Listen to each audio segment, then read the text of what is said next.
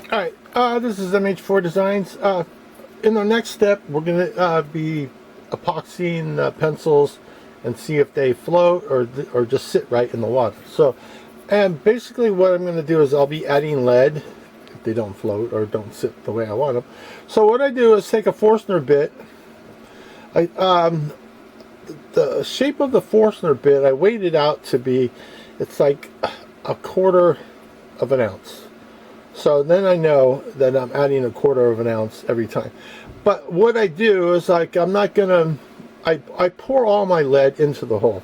So what I do is I take this drummer with the cutting bit that I talked about in other videos, and I put, I kind of put holes at an angle.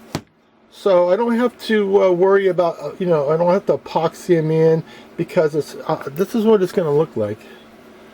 What I did is I made some and then I cut them out. So these two little things will fill up, but this will keep the lead from ever popping out, because these little, and the more angle that you put them at, I don't even know if you can see this, but the more angle that you put, and this will keep it from actually ever popping out. So you don't have to epoxy them in. They'll just stick. You can put more. You can put, depending on how much. And these little arms aren't gonna actually add that much weight. So, but this is how I add like a quarter of a. I'll just drill the hole. Take the Dremel. Put some side. I'll use it. Just put some holes and going at an angle. Pour the lead. And then I always pour with just a little dumb so I can hammer it flat. And that's it. It's like 2-second job to add the weight. I don't have to pour it in a mold. I don't have to go, pop it out. I don't have to mix up epoxy. So these little arms will keep. So the more of an angle, these were I just did for demo, but even these, the lead won't ever pop out if if the lure hits a rock.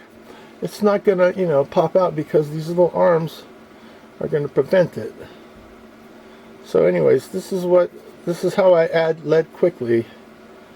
So I'm just giving you a tip if you want to do it this way. I mean, if you want to go the other way, it's just a whole bunch of steps. This is just cutting it down to 3 steps. Drill a hole, put the side, 4 step, pour it in, and you're done. So anyways, that's just how I'm going to add the lead to the pencils when we get to the point where, after I epoxy them, I want it to basically sit in the water. I put a 3-hook and a single hook on the back, and I basically want it to float just like this. So if it floats like this, I'll add weight to pull it up like that. So, but when we get to that step, I'll let you know.